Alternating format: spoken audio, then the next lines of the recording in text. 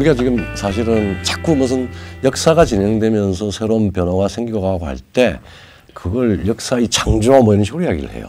아까 New Reality. 그게 역사의 구조가 창조되는 부분도 있고 혹은 창조한 부분도 있는데 역사에서 뭐가 새로운 게 만들어진다라고 하는 거는 우리가 자연과학적으로 이야기하는 발명하고는 달라요.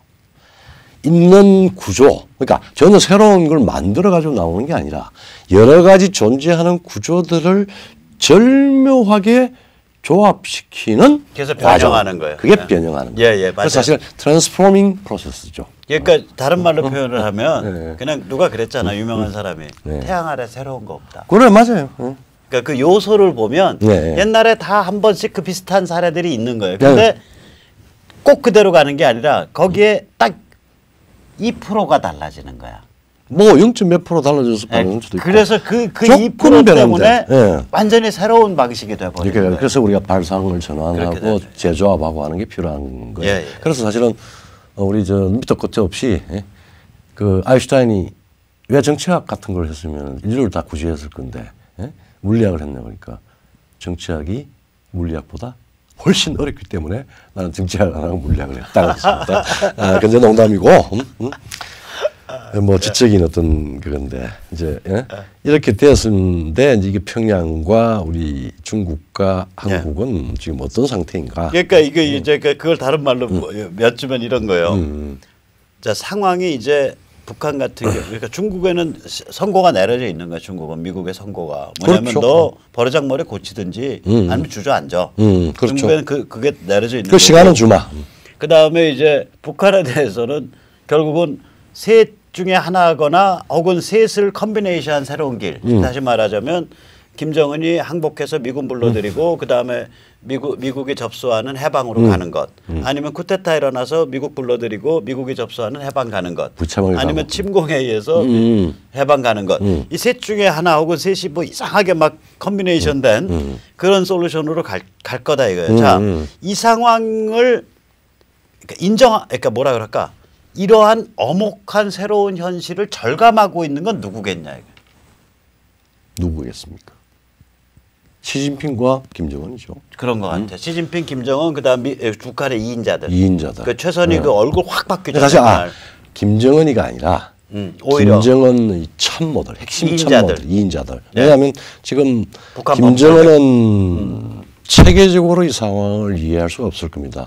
내가 필요하다 그러면 딱 10분 만에 김정은의 지위를 설명하고 지금 우리 설명한 거고 어드바이저를 준다 그러면은 빨리 적절히 항복하고 튀어라. 그리고 뭐 김씨들도 사람이니까 얼마나 악행을 했음에도 불구하고 생명은 부지해야 될 거 아니냐. 네네.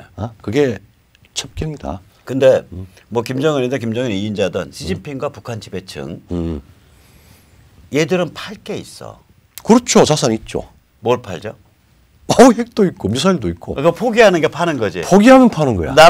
북한 애들 가서 나라 내놓으면 북한 애들 내놓으면은 살 길이 있어. 그리고 트럼프가 얼마나 많은 돈을 지불한다고 그랬어요? 그러니까 본인은 살 길이 있어. 심지어는 내가 만약 김정은이라면 밤에 잠 잘 자고 나서 그때 이제 그 김씨네 무슨 그 큰 선조를 꿈에 만나는 거야. 하얀 도복 입고 나온 선조가 와서 딱 트럼프를 딱 이렇게 카드를 쫙 펼치고 그러면서 근데 트럼프가 딱 까지니까 트럼프 카드 까지니까 거기에 이제 그 뉴욕의 그 시내가 쫙 보이는 거예요. 그럼 이제 일어나서 우리 선조께서 꿈에 뭐를 나한테 현몽하신 건가? 이제 고민을 해서 이제 딱 뭐 맑은 물그릇 터놓고서 이제 떠놓고서 이제 딱 기도를 한 다음에 조상한테 이제 꿈을 해몽을 하는 거지. 그렇죠. 이거 항복하고 털고 나가서 뉴욕 가서 살아라. 그래가지고 김정은이 싸이한테 얘기를 해서 강남 스타일. 강남 스타일을 내가 평양 스타일로 고쳐서 내가 모르겠다. 퉁퉁하고 좋잖아. 그러면 김정은이요. 이거요. 1년에 노래 하나씩만 녹아봐에서 불러도요. 내가 개런티가 10억 줘요. 10억 줘요. 그다음에 그렇게 노래가 뜨면요. 그냥 온갖 광고 모델 우리 정은이 오빠 팬덤을 거느려. 아, 그런 인생 좀 멋있는 인생 좀 살으라고 이 젊은이야. 그러니까 말해요.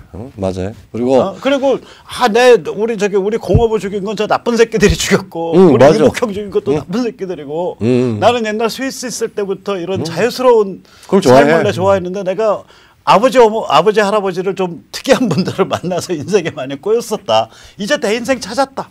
이러고 좀 살면은 그게 왜냐하면 되는데. 물론 그렇게 발상할 가능성도 없지만은 만약에 조금이라도 긋김새가 있으면은 바로 이인자들로부터 총을 맞을 겁니다. 그렇죠. 이인자들은 저놈 잡아 죽이고 내가 직접 딜한다. 그렇죠. 내가 싸이 노래 부른다고 최영애가 그러고 나와. 최영애도 싸이 노래 그저 평양 스타일 불러도 멋있을 거야. 그렇죠. 그러니까 이게 이제 그런 게임이 된 건데 어쨌거나 뭐 총 맞아 죽던 어쨌든 간에 걔들은 팔 게 있어요. 그렇죠. 핵도 팔 수 있고 미사일도 팔 수 있고 그러니까 포기가 파는 거야. 나라도 포기하면 돼. 네, 근데 시진핑은 공산당 일당 독재 체제를 포기하면 돼. 아니 그 정도까지 안 가요. 그 정도까지도 안 제 가고. 1차적으로 뭐 우리 왜 뭐 어디 보도도 안 하게 그냥 아닙니까 이렇게 이제 뭐야 시기가 이렇게 단계가 있잖아요. 예. 시진핑은 평양을 손들며 하면은 살아날 것 같아? 저는 안 살아날 것 같아. 상당히 서서히 시간을 좀 주겠지. 미국이 줄 텐데 2, 3년, 3, 4년은 줄 수 있을 거예요. 줄 거예요. 그래서 그 다음에 이제 또 뭐 미국의 어떤 그 아마 침투가 있을 겁니다. 근데 서서히. 제가 궁금한 건 문재인 586 깡통진보 집단이 손절매할 게 있냐 이거야. 없어요. 그 진짜로. 그러니까 얘들은 뭘 팔아서 목숨을 건질거나 정치 생명을 건질 방법이 없나? 아니 한국의 우리 대한민국의 그 운동권 혹은 586 그 전체주의 흠모자들, 빠리들 이런 사람들이 어디에 자산이 될 수가 있어요? 그러니까 팔 수 있는 자산이 없네. 없네. 이제 다 드러났는데. 그러니까 얘들이 더 불쌍하네. 그래서 지금 최영애보다. 그거 내가 물어볼 게 있는데 최근에 아주 독특한 이제 말하자면 이제 지식 세계에서 아주 재미있는 현상이 나왔습니다. 소위 말하자면은 이제 진보 좌파 혹은 진보파의 그 양파가 좀 벗겨지는 것 같아요. 소위 말하면 주류파하고 핵심부하고 주변부가. 뭐 어떤 증상이에요? 아주 나도 어디서 이제 그걸 본 프레시안에서 이제 다른 사람이 이거 재밌을 거다 봐라 가서 보니까 소위 어쨌든 주변부에 해당하고 굉장히 좀 어쨌든 진보파들 중에서는 좀 조금 이제 지성적이고 온건하다고 알려진 우리 최장집 교수가 최장집 고려대. 네, 고려대.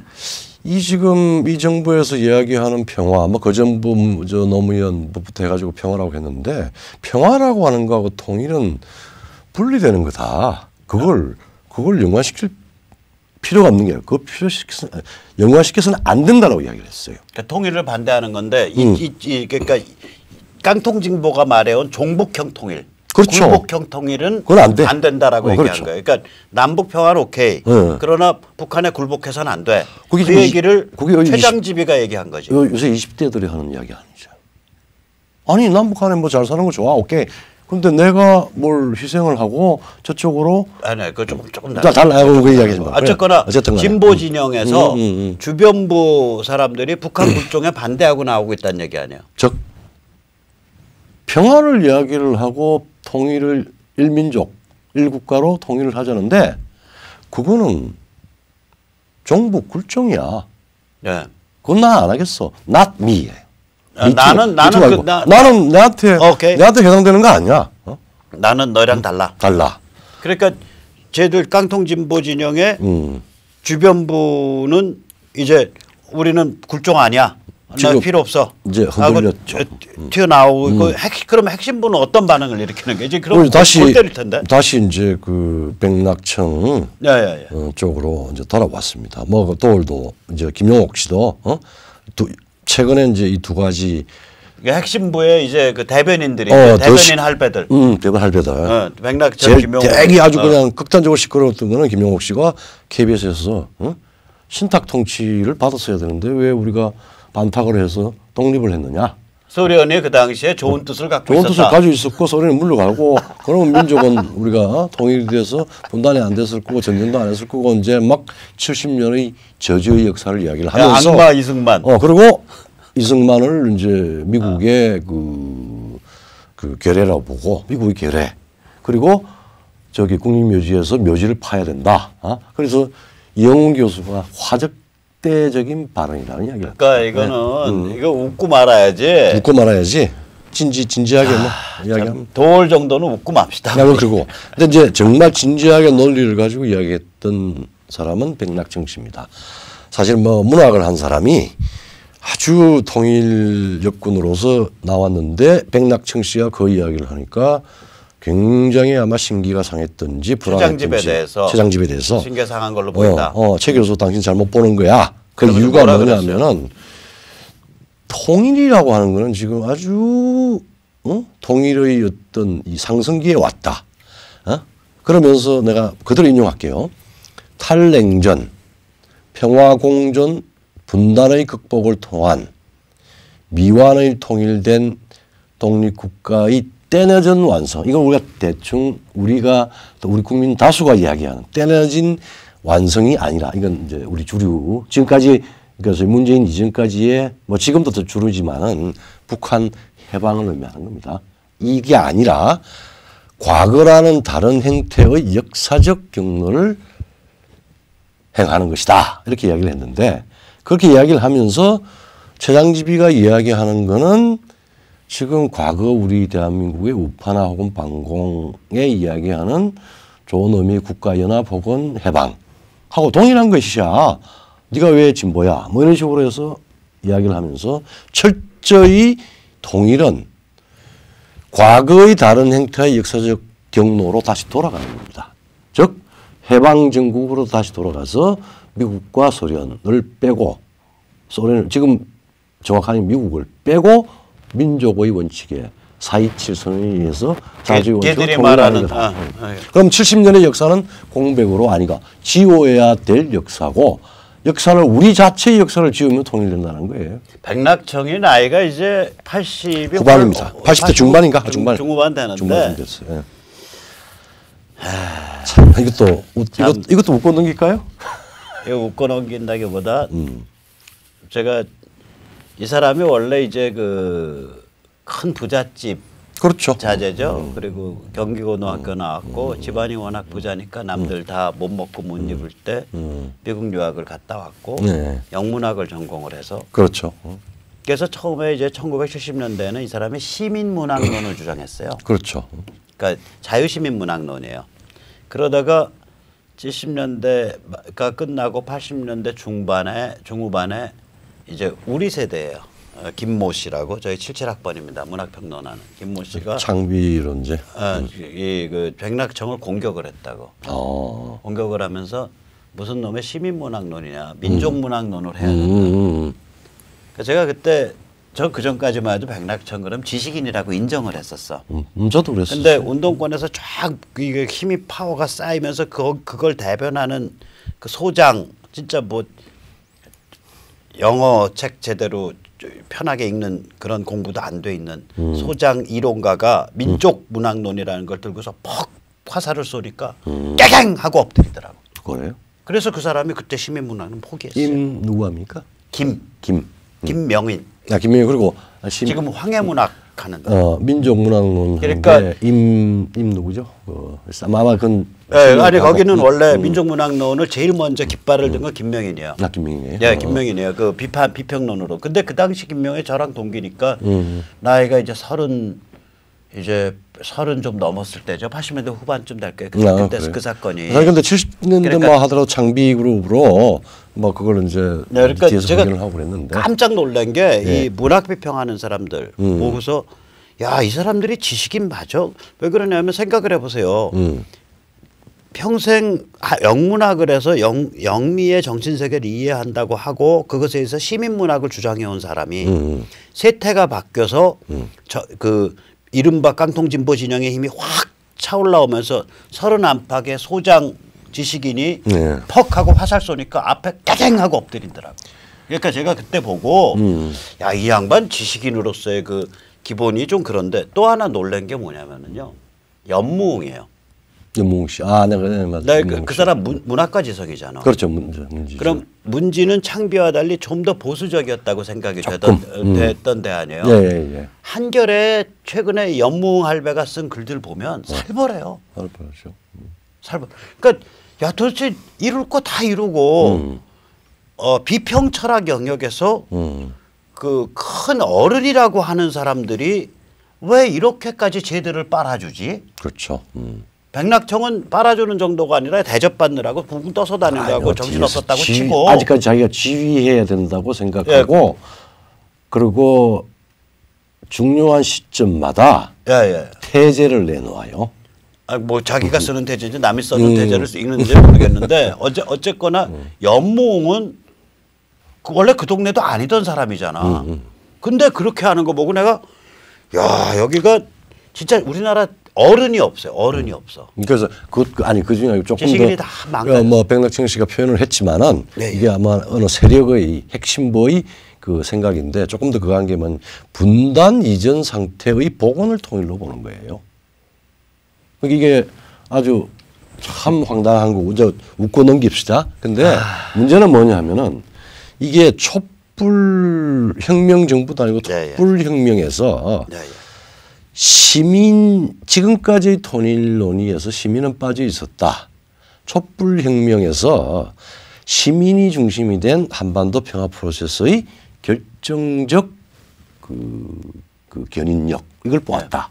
뭐 이게 무슨 상상인지 무슨 뇌토리인지 모르겠어요. 근데 이런 방식으로 이제 막 생각이 왔다 갔다 난잡하게 트럼프가 동일한 문장에 두 가지 이상을 이야기하는 건 다르게 이건 난 보니까 이거는 정말 이거는 문학적 상상도 아니고 국어도 아니고 사회과학적 논리도 아니고 자연과학도 아니에요. 물어야 될 게 있어요.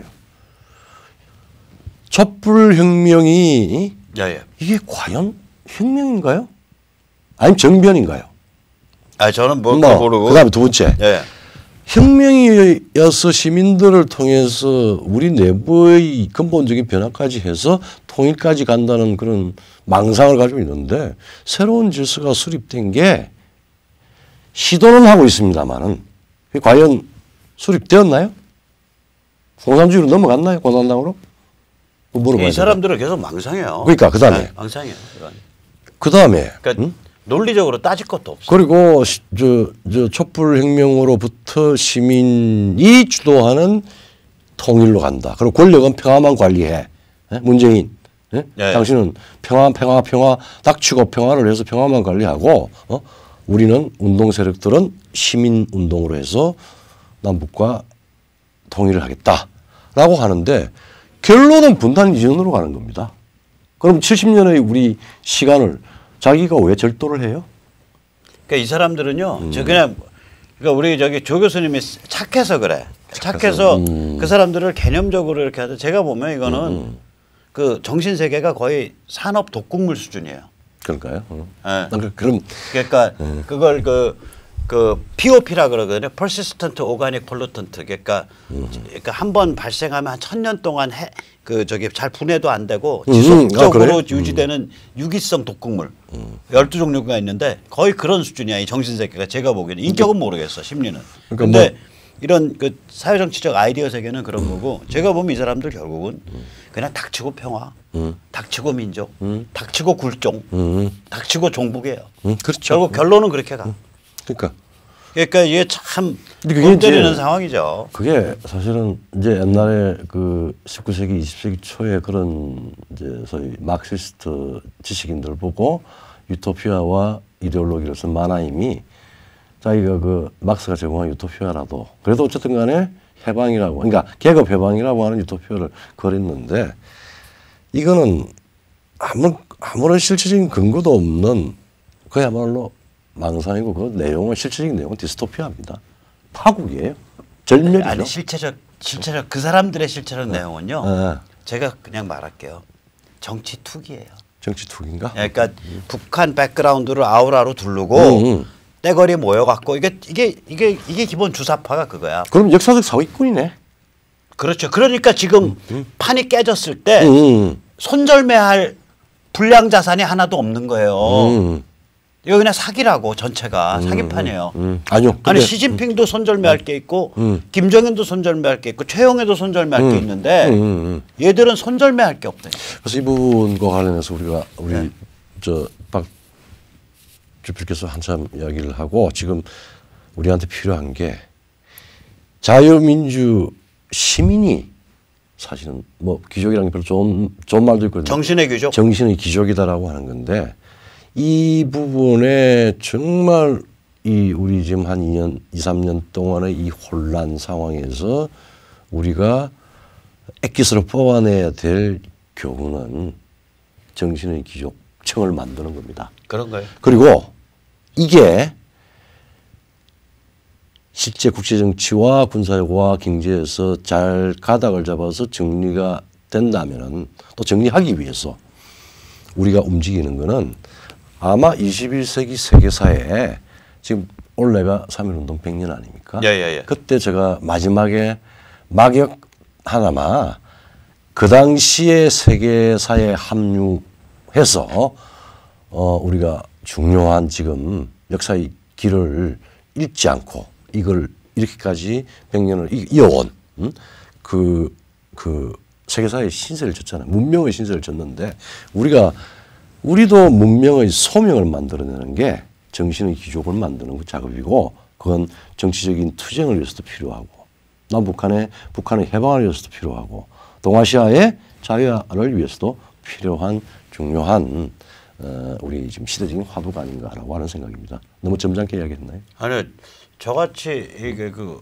살벌하고 사나운 놈이 갑자기 귀족을 자꾸 얘기하게 돼서 이 니체 영어예요. 네. 자 그러면 이제 우리 정신의 귀족의 탄생을 위해서 한번 다 같이 마음을 모아보시죠.